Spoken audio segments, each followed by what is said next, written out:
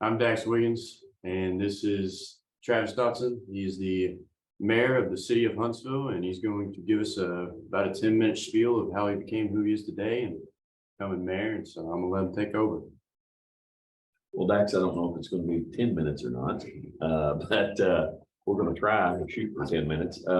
It's an honor to be here at my old alma mater. This is where I played football. On the interruption, I need William Rawson. This is where I report. graded. This is where I graduated from. And so it's an honor to be here in the capacity of being the mayor of Huntsville. Being mayor, I was on city council for several years before asking to run for mayor. And so anyway, I actually, through the encouragement of other people, decided that I would run for mayor this last year. I had an opponent who had been mayor here for 20 years. And we were blessed enough to win that election. And now this is my first month of actually being mayor. I'm reading on some of the things that you all want to know about. Formal education, as far as being mayor, I do not have formal education. I went to college for about a semester at the University of Arkansas, figured out that I wanted to go into the workforce. I got an internship at the city of Fayetteville. Started working for the city of Fayetteville there. Really enjoyed the municipal aspects of government. Worked my way up at the city of Fayetteville, worked for 3 different mayors at the city of Fayetteville. And always enjoyed my service at the city level. So anyway, that's what kind of encouraged me to run for mayor and why I'm where I'm at. But as far as formal education, yeah, I don't think it is required. I think that you have to be 18 years of age in the state of Arkansas, and you can do it. You have to have a passion. You have to have a passion for the improvement or positive advancement of your community in order to do something such as this. You want to see your community grow in the right direction, and you want to be able to affect change. The good with the bad with that is you better be prepared to be on the phone a lot of late evenings. Continuing education through the state of Arkansas. Our Arkansas Municipal League is #1 in the nation as far as training goes. So we get to go down there and get all the training to formally be mayor. And matter of fact, I just got done with my first winter conference with Arkansas Municipal League, and they've taught me a lot, the do's and the don'ts, basically, of being mayor. I enjoy it. I enjoy, as you know, as a lot of you all know, I coached you in baseball whenever you were a kid, coached your brother in baseball. I love my community and am passionate about leading us into the right direction as far as Huntsville and Madison County goes. So that's why I do what I do. It is a lot of times a thankless job. The pay is not outstanding. I actually semi-retired from a business that I owned here for many, many years, sold that business to a larger conglomerate, and still work for them just part-time, because obviously the mayor of Huntsville is just a part-time job. So so I'm really enjoying it, and I've been able to focus a lot on our community and what we've got going on, the positives that we've got going on here within the city of Huntsville. So I really enjoy my job and take pride in what I do. And like I say, those of you that know me know that I've always been involved in some form or fashion within the community. Serve on several different boards here in Madison County, as well as boards in Washington County. And I just enjoy the networking, and I enjoy taking us in a positive direction. So that's about it for me. Again, not 10 minutes. So speaking off the cuff, if anybody has any questions for me or anything else, please feel free to ask away. Yes. So if you have any questions, go ahead and unmute yourself or text it in the chat and we'll get that right away. But waiting on those, I will ask you a few questions we have pre-prepared right now. We'll find one. Here's a good one. All right. So what specific math, communication, writing skills, etc. do you use the most? Communication skills is imperative to being a mayor. You have to be able to communicate in an effective manner whenever you're dealing with anybody on any issue. You have to make them understand what your aspect or the angle that you're coming from in regards to, if you don't have good communication skills, you won't sell your idea to anybody. So you have to have great communication skills. That's first and foremost. Writing skills. I spent about 4.5 hours yesterday answering some formal emails, some governmental issues that we've had with water tanks here in town, and some other aspects of dealing with Arkansas Department of Environmental Quality, dealing with the Lieutenant Governor's office and the Attorney General's office. So you have to have the ability to communicate. You have to have the ability to write. Writing skills is again imperative. Math skills, obviously, whenever you're dealing with large budgets and large numbers. And I don't know if this is politically correct to say, but we talk about, and we were actually talking about this. I was visiting with an educator the other day and a teacher the other day that taught math. I think that I think it's imperative for every school to teach consumer mathematics. For me, yeah, we took algebra 2, geometry, pre-cal, all that good stuff. The flip side to that is this. Those things are imperative for college classes, and that's a fantastic. I mean, that's what your goal is in life. 100% behind that. But consumer mathematics for the younger generation is absolutely key to what you're going to deal with on a daily level. That more so probably in budgets and aspects of finance that I deal with as the mayor of Huntsville. So consumer mathematics is key. So we'll go ahead and ask another one. How physically or mentally is your job demanding? Well, you can look at me and tell that it's not a real physical job. Now I will say it's not a physical job. Obviously, we had this last winter weather event, so we were out with the street department guys helping shovel snow and doing things that we needed to do. Obviously, at my own home as well, so I could get out to the street department. So not a lot of physicality that goes along with that. The mental aspect of it, the key for me is being able to multitask in everything that you do. You've got your political life or your public life, you've got your private life, and then in the middle of that, since my job is a part-time job, you also endure making a living for your family, basically. So the mental toll can absolutely wear you down. There's days of the week, I'll just be quite honest with you, that you have the weight of the world on your shoulders. You've got 4 things going on at the city. You've got 4 things going on in your private business. You've got 2 things going on at the house that you've got to remedy or take care of. And the key to that is self-discipline and prioritizing what is the most important of each thing. And obviously family first. So if you can round up and kind of gather up all your thoughts as far as your home life goes, everything else will come to fruition as you need it to. So it is mentally taxing. I'm not going to lie about that. It is hard some days. So, Well, without giving your personal salary, can you outline entry level pay for us and how pay progress as you move through variations as the mayor? As the mayor, once you're elected, you start off with X amount of dollars in Huntsville. It may not necessarily work that way at the city of Fayetteville or some of the larger cities in Northwest Arkansas. May not work that way in Springdale, may not work that way in Fayetteville, but in some of your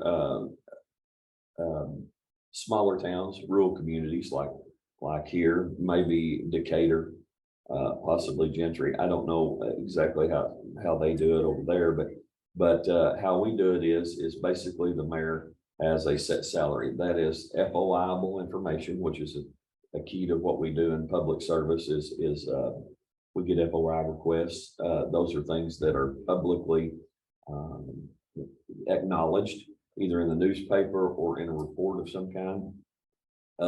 So my salary is FOIable. My salary is $30,000 a year as being mayor, part-time mayor. It also comes along with the acres benefits, the retirement through the state of Arkansas, as well as health insurance. But it is certainly a part-time job at $30,000 a year for being mayor. Yeah. So you do it because you have a passion to do it. You don't do it for the money. Yeah. So gotta have something for it. Well, looks like we have a question. okay. From Gravitt, they're asking, how involved are you with the city council and school board for your district? Do you have active or passive roles with those two groups? That's a fantastic question. Me as a father, I am very involved with my school board. Obviously, we've had a huge election here in Huntsville. I think almost every school board member has been replaced here in recent months. I have always actively taken a role in Hayden, my son's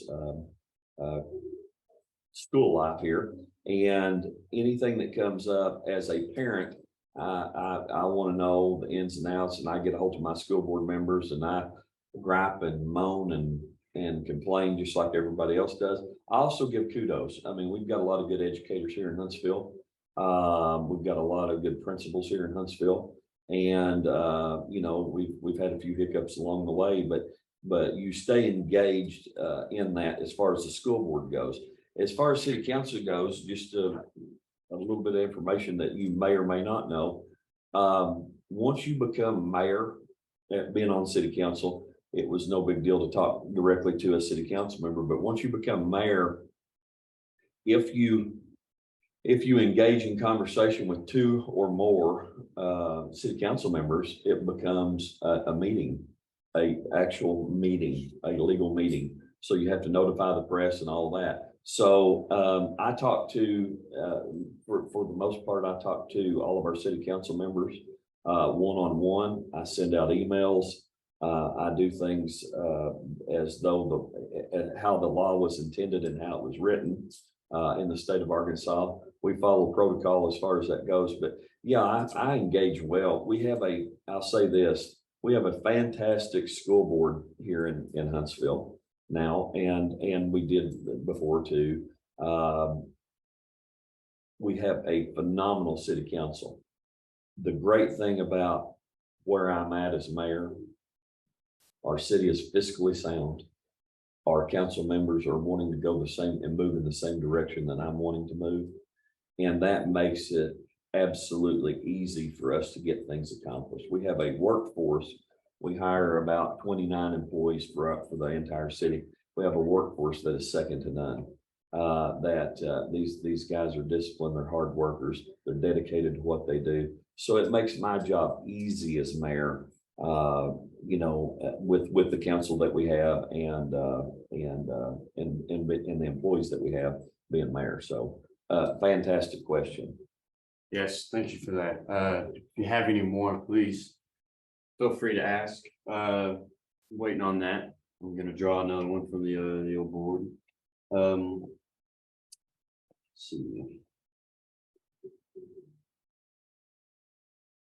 We'll go with so what would be a normal challenge at your job? A normal challenge at the job, a good normal day for the mayor would be coming to work, making sure you stop and get a cup of coffee before you get here, because you want to be alert and wide awake for everything that's going on. A normal day in the life of the mayor, speaking recently in the last weather event that we had here in the city. Getting up at,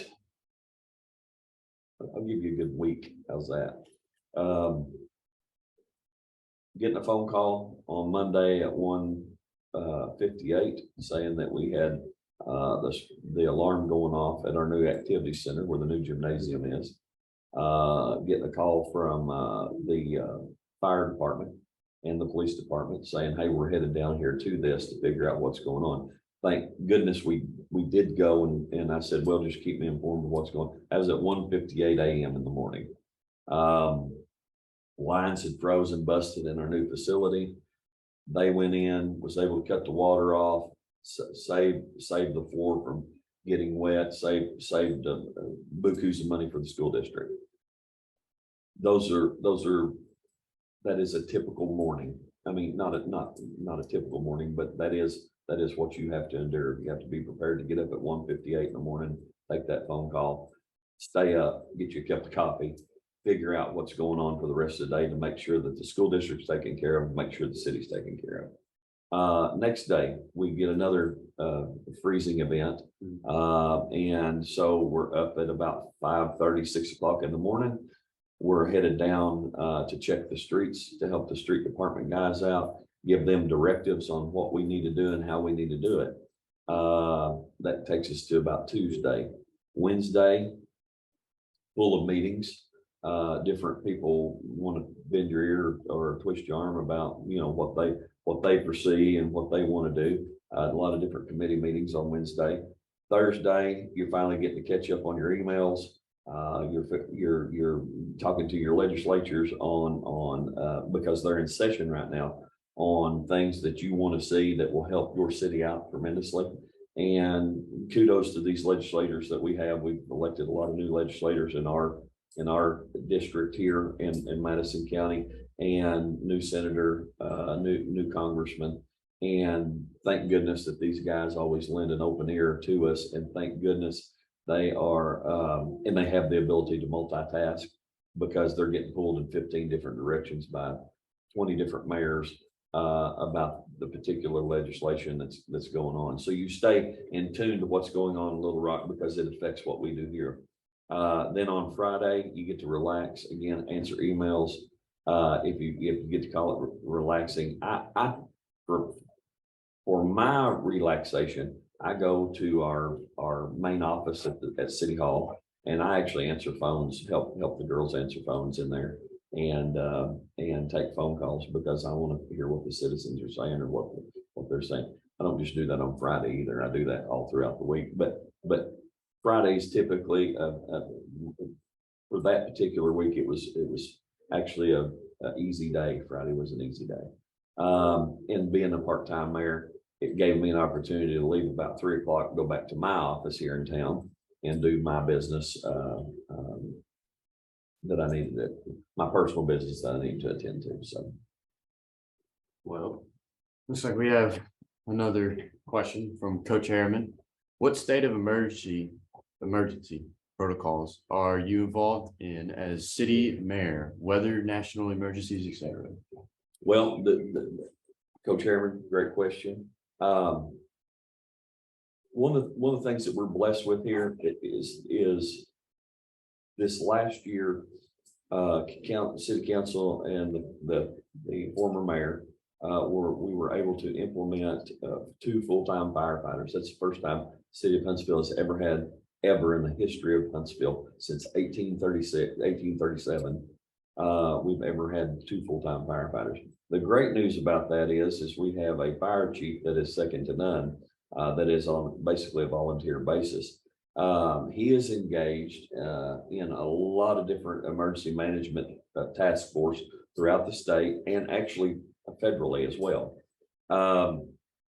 So I'm blessed to be a part of our local emergency management coalition that we have in tandem with the county as well as the city. And it has been eye-opening, to say the least. Now, to become an expert on emergency management, I am not as of yet. There's some classes I've got to take, are set up through Arkansas Municipal League that I would like to really be a part of, but we take it very seriously here. And the great thing is we've got 2 seasoned veterans, Chief Kevin Shin for the fire department and Chief Todd Thomas for the police department. We've just elected a new sheriff. We have a new DM for emergency management, Greg Wheeler at the county level, and Judge Garrett and myself all get together once a month to talk about what protocol is and what the game plan is in case we do have an event. This is the first time for Madison County and Huntsville, the county seat.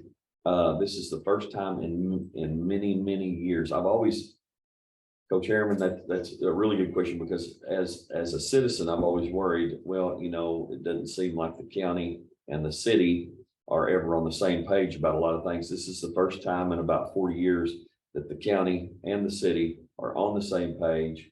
We're actually working proactively to meet regularly. Keith Edmonds, I left him out. He's our EMS director. He comes to those meetings. And like I said, this is the first time in about 40 years that the county and the city have worked in tandem as one cohesive unit to accomplish what we need to accomplish for our citizens in case of any type of emergency, whether it be flood, whether it be weather related. We have 2 large industries in our community, Butterball and Ducommon, that they use things that could, you know, God forbid that something happens, ammonia refrigeration and things of that nature, that we already have a game plan set forth. And that was already created long before I became mayor, long before Judge Garrett became judge. But we're building on that, and again, not an expert about it because this is my first month of being mayor, but have been really feel very fortunate and blessed to have the people in the positions that we have covering those type of things. So, Thank you, Coach Harriman, for asking that. We have another question from Gravit. Says, what is the process of running for election? In other words, what does someone do to determine if they qualify for the position, and what do they do to get their name on the ballot? How much does it cost, and how much time does it usually take? Okay, running for a couple different offices. On a county level, it becomes a little bit political in the fact that you have to declare on a county level. In our county, you have to declare whether you're a Democrat or Republican. So once you determine that, both the Democrats and the Republicans have a fee to make to basically the Democratic and the Republican commissions for our county, and I'm speaking from Madison County level. They both have fees associated with whatever you're running for. Like, let's say you're running for county judge and you're running as a Democrat. That fee is $1,000. They want to make sure that you're serious. They want to make sure that you're financially sound enough to be able to do that. So that fees on the Democratic side is $1,000. I think for the Republican side, it is $250 or $300, something to that effect. So there's a fee. If each of those parties have asked you to run, they a lot of times will raise the money so you don't have to come up with the fee to do that. So on the county side, you have to declare whether Democrat or Republican. On the city side, it is a nonpartisan election. So there's no declaration of what you are. You are automatically an independent whenever you run on the city side. On the county side, basically you have the backing of your party, whether it be Republican or Democrat. On the city side, you have a petition that you have to go out and get, I think, 10 signatures on. And you take those to the clerk's office, they sign off on them, verify that those are 10 registered voters within the city that have supported you for running for mayor. Once that's done, your name is put on the ballot. On the county side, your name is put on the ballot if there's not a primary, obviously. With municipal politics, there's not really ever a primary necessarily. Everybody can run, anybody can run, because everybody's independent. It's nonpartisan. To be honest with you, that's my favorite. That's my favorite type of election, in the fact that whenever you become elected, it doesn't matter what your personal affiliation is, whether you're Democrat, Republican, Green Party, Tea Party, whatever it is. Doesn't matter what it is, because you govern either as a council member or as a mayor for everyone, not just a Democrat, Republican, Independent, whatever. So I like nonpartisan elections a lot better, and I think that we should take the politics out of a lot of things. But that's just a personal opinion of mine. On that, you get put on the ballot in November. I think it's the second Tuesday in November. Maybe wrong about that. We obviously have an election. If there's not a, you've already made it through the primaries on the county side, no primaries on the city side. You get to that point, you go in and cast the ballot, then you go up here to the courthouse and you wait for the results, either county, local, or city level. At that point in time, they announce a winner. They have one, I think 1 or 2 day process of validating and counting votes to make sure that everything's attested and everything's done the way that it should be. And then really the next day is the announcement of who's won the election. So hopefully that, I know that was taking a drink out of a fire hydrant, but there is a huge difference in municipal elections, comparatively speaking, to county or state elections. So Thank you for that question. That was a good question. good question there, and waiting for another one now. I'm going to go off the paper I have here, and I'm going to ask, what are specific classes that you took that students should think about taking in their academic career? Which I know that you said that you took 1 semester at the U of A. Yes. And came out, but going through high school, can you think of anything specifics that you might have taken? Always in high school at a young age, say 14, started here whenever this was a brand new high school, actually. Tell my age a little bit, but I've always been interested in law, and I've always been interested in politics even at a young age. And I was blessed to be raised by good Republicans and good Democrats both. So I was very fortunate in the fact that I got to see kind of both sides of it in the 80s and the 90s and today, obviously, which today's a train wreck, to say the least, my personal opinion. But I've always been involved in some form or fashion in my community and enjoyed watching politics evolve. And I remember as a senior, we had a class here. It was a 5-point class, so it was an AP class, and it was a democratic process class.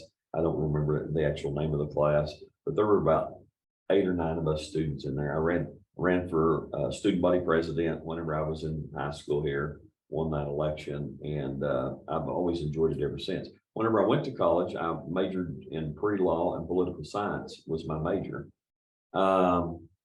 Figured out that college was not for me. And kids, I'm not saying don't go to school. I'm saying for me, it was not the right thing. So I had the opportunity through a lot of different things to get an internship at the city of Fayetteville. And I got to see, and that's where I cut my teeth really in politics, was at the city of Fayetteville. I got to see how things worked, as far as you have this perception whenever you watch the news or you see anything going on, as far as the president speaking or Congress kicking a field goal up his hind end because of something stupid he said, or whatever the case may be. The fact of the matter is that is a view that is 6,000 feet away from really what politics are. At the end of the day, I figured out at the city of Fayetteville, it didn't matter, because now I think at the city of Fayetteville, because it's a much larger city, I think that they actually, on their municipal elections, I think that they declare whether they're Democrat or Republican. And what was amazing to me, and what I found out in that, in cutting my teeth at the city of Fayetteville, so to speak, is at the end of the day, there wasn't a lot of difference between this Democrat over here and this Republican. They could always figure out a way to meet in the middle. Yeah, they may have verbalized it in a council meeting. However, they shook hands, they went and had a glass of wine together, they sat down, they broke bread together, and they were able to get along. And to me, that was a powerful thing to say, if these two are going at each other the way that they go at each other, and then can leave here and go eat, there's hope for everything. And so learning at a very young age, and I was in my 20s, obviously, or early teens, early 20s, whenever I started working at the city of Fayetteville, I figured out really quick that politics a lot of times is perceptive, and it's a very narrow view of what we get on the news. And at the end of the day, I still have faith in our system that we have, our system of checks and balances. And I still have faith that though we see a lot of infighting going on at the national level, and that's where we see most of us see politics, I have faith that we can still get things accomplished, and just as we have with the last couple of bills federally. At the state level, I am pleasantly surprised being elected mayor, going down for my first class at the Arkansas Municipal League. We ate with senators, we ate with congressmen, we ate with the lieutenant governor, and these people, at the end of the day, they're just people like us, like you and I.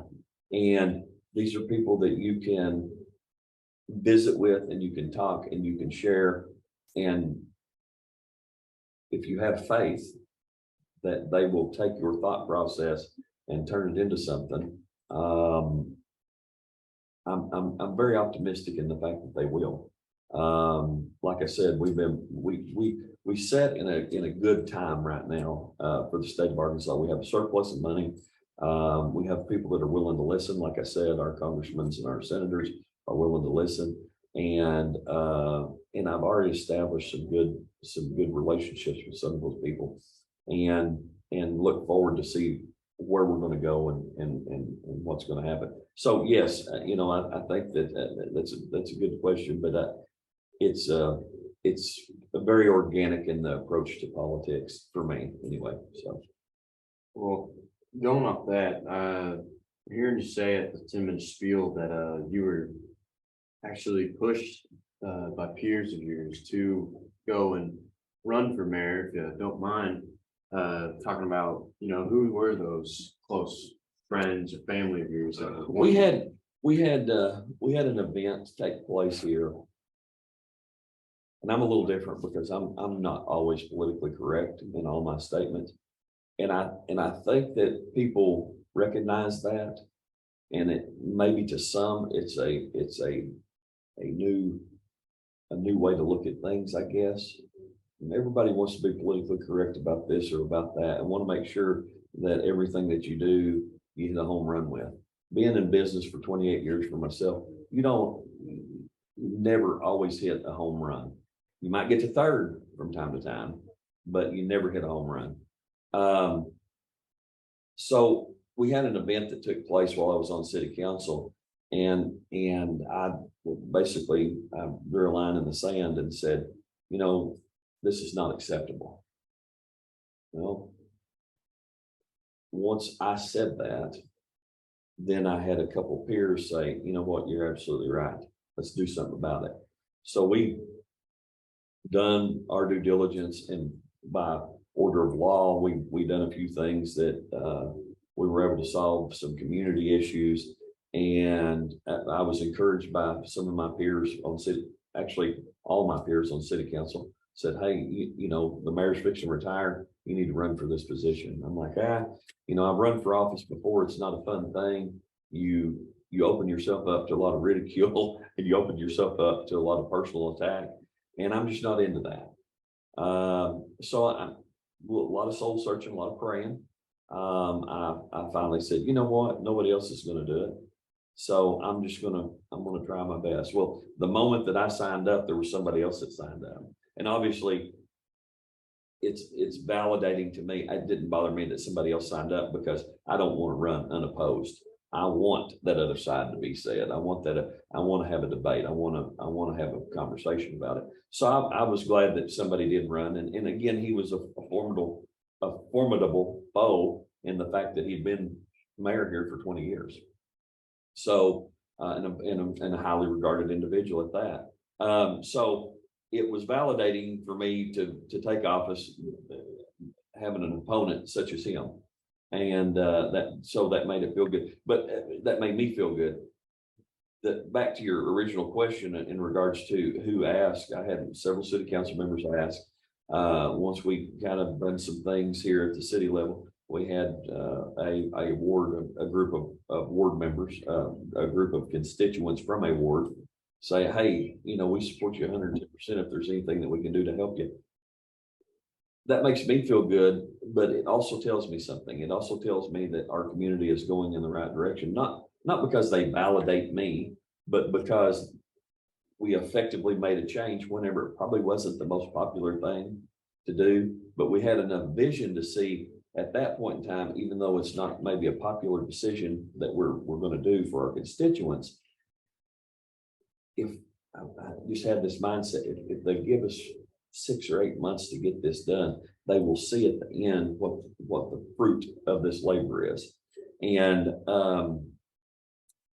we had a lot of sleepless nights making these decisions because they affected lives, but we got them done as council and as the mayor, and it was unanimous whenever we voted it in. And it was the ability to kind of step out on that limb by yourself and say, hey, this is wrong. We need to do it this way. And then having that validation and that commitment from all my peers saying, hey, you need to run for mayor.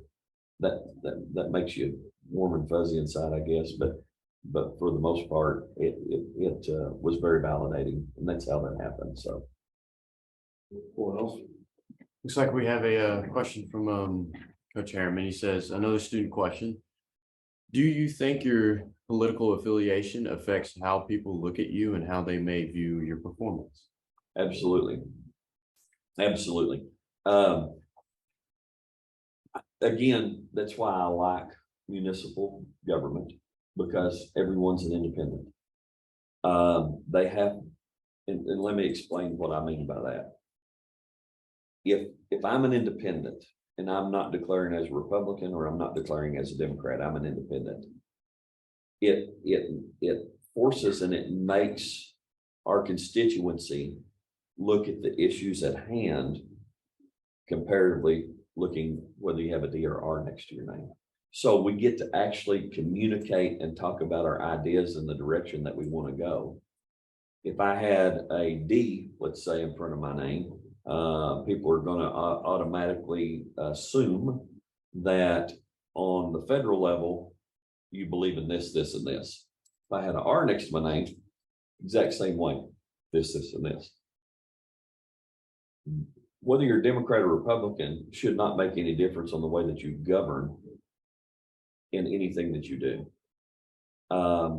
So yes, I do feel as though having a D or R in front of your name helps you either get votes or lose votes or vice versa. I think that having nothing in front of your name and running as an independent, again, makes people engage and have to really listen to the issues and ask better questions of their candidates for the position that they're running for. So I like the idea of doing away with both parties and just running as for mayor as an independent. And just so you know, I don't know exactly the number, but I think there's only one small city in Arkansas that has a rule that you have to declare. Most cities in Arkansas are of the same guise of the city of Huntsville. We don't care what you are. We want to hear what you have to say and what you can do for your community. We don't care if you're Democrat or Republican. But on a larger scale, it does play into the decision-making process. So good question. Yeah, thank you, Coach Harriman, for asking that. Now I'll go ahead and ask this question. Does your experience, career, education allow you to swap into other fields or roles easily? Yes. Think the gist of that question, being a business owner, small business owner, family owned and operated business here for many, many years, being an entrepreneur, I think allows me to be more versatile. Because I mean, and you kids will say, you young adults will know this as you move along in life. Nothing is free and nothing is easy. You must work to get to where you want to go. And happiness is obviously not a paycheck, let me tell you that. But owning a small business has allowed me to get through the rough time and budget for my small business, because I've got 10 or 15 employees and making sure that their families are taken care of just like my own. I didn't take a vacation for 12 years whenever I started. Not a vacation at all. I was dedicated to what I was doing. I took it serious in the fact that I had employees working for me and they had families to take care of. And you take that to a personal level. In the good times, whenever we were making good money, you still had to think about things like raises, the inflation of insurance rates, the overhead that it was going to cost you to operate. So in me personally, in my business plan and how I operated daily in my personal business, it's made me a much more well-rounded mayor, in the fact that you kind of at some point in time, the mayor's true duties are the day-to-day operations of the city. Well, that's what I was doing for myself. I was the day-to-day operations manager of a company. So it has enabled me to transition from private life into public life quite easily. If you haven't owned a small business, or you are not in management or something of that nature, I think it would be much harder to transition into a position like that. I'm not saying it can't be done. Obviously it can, but I'm just saying it would be much harder. Basically the school of hard knocks that I endured in starting my own business and doing that have certainly prepared me for my tasks as mayor. So, Well, going off that, I'll ask you kind of more of a, say personal, but going toward a personal standpoint, what characteristics should a person have if they're going to pursue a career like mayor? I think you have to have charisma. I think that you have to have the ability to communicate and be confident in what you say.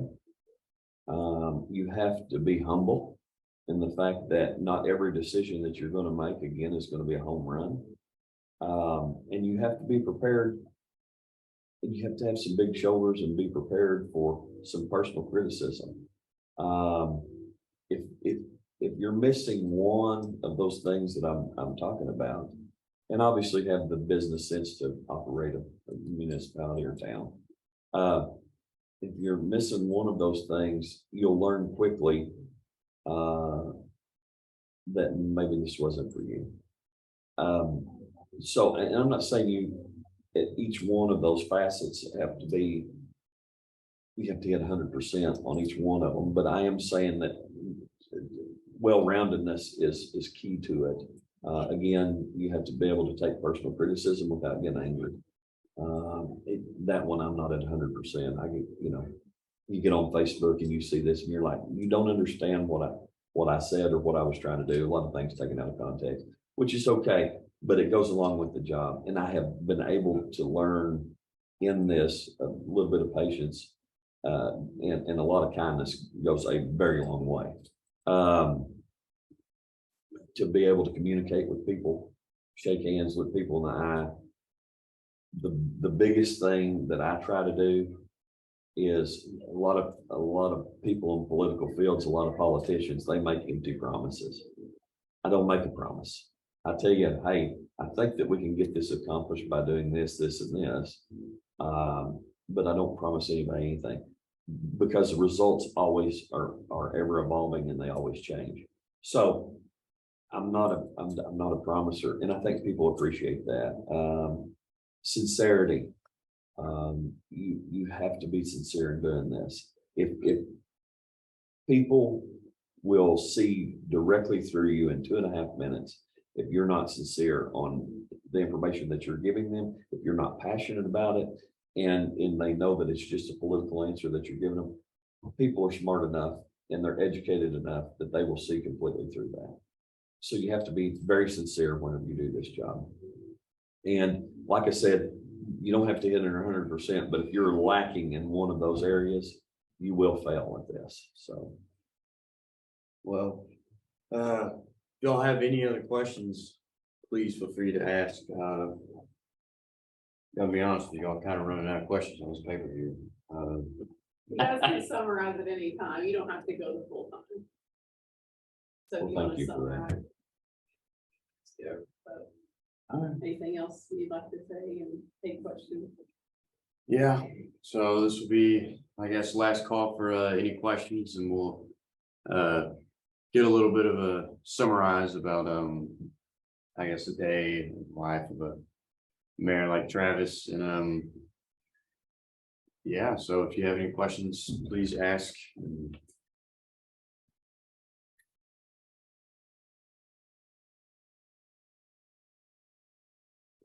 awkward silence. Yeah. I was making sure there. Well, so this, he ain't lying about the phone calls, because his phone's been going off about Yeah. 8 times now. Before the summation, the one thing I'll say is, and if you ever have aspirations to run for office, it is absolutely not what you think it is sometimes. But for the most part, just a little bit of advice. I've got this on vibrate, got this phone on vibrate, and I have had 21 calls since I've been sitting here. The thing that I'll say is, part of the sincerity aspect of it, I have the rest of the day to answer these calls. None of them appear to be emergencies. So I think that we're good to go on that. But be laser beam focused at the task at hand. This is my task at hand, and this is what I'm focused on at this point in time. I think that where a lot of people see a lot of failure is in the fact that they're doing 15 different things at about 20%, whenever you can be doing one thing at 100%, would be my advice to anybody. Be laser beam focused on what the task is at hand. So, Well, it does look like we have something Okay. asked, Chad. Coach Harriman, yet again. Thank you, Coach. He has a good class. I mean, he's got an intelligent bunch of kids over there with him, huh? Rapid fire questions here. Yes, do you have bigger political aspirations working for the state? Great question. I'm not even, honest to goodness, Coach, I haven't even thought about it until you say that now. No, absolutely not. I am satisfied. Lived here, born here, raised here, own businesses here. I am absolutely satisfied and content with being the mayor of Huntsville. So no, I do not have aspirations to move on to bigger and better things. But that's a great question. Never thought about it. But yeah. So. He says, I promise these are all student questions. Cover enough. Okay. So are you going to sum us up? Yes, I guess so. Well, you'll know this is our mayor of Huntsville, Travis Dotson.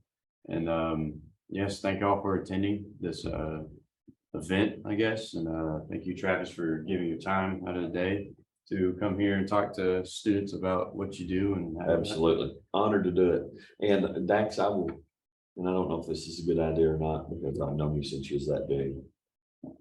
I'll give you my cell phone. If anybody has any political aspiration or wants to come spend the day with the mayor, I would implore each of you all to come on out, reach out to Dax.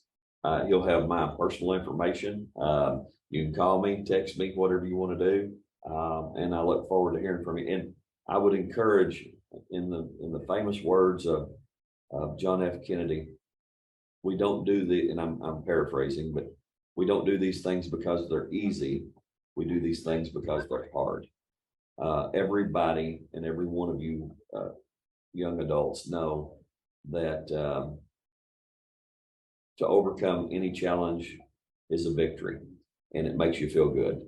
We don't do it because it's easy. We do it because it's hard. I enjoy the uphill battle every day of putting out fires and trying to better my community. So I would encourage each of you all to step up and be a part of any kind of community involvement. It doesn't have to be mayor, it doesn't have to be city council, it doesn't have to be anything of that nature. There's a lot of commissions and committees out there in your respective areas: Gravette, Gentry, Decatur, West Fork, cities about the same size as Huntsville. There's a lot of things out there that y'all can be doing, and I would encourage each of you all to take a part in it. So if there's anything I can ever do to help anybody that's watching out there today, I'll leave my information here with Dax. Do not spoil that, Dax. But anyway, I'm gonna leave it with Dax. And if any of you all need any information from me, please let me know. Thank you for your time. All right. Thank you guys. Bye.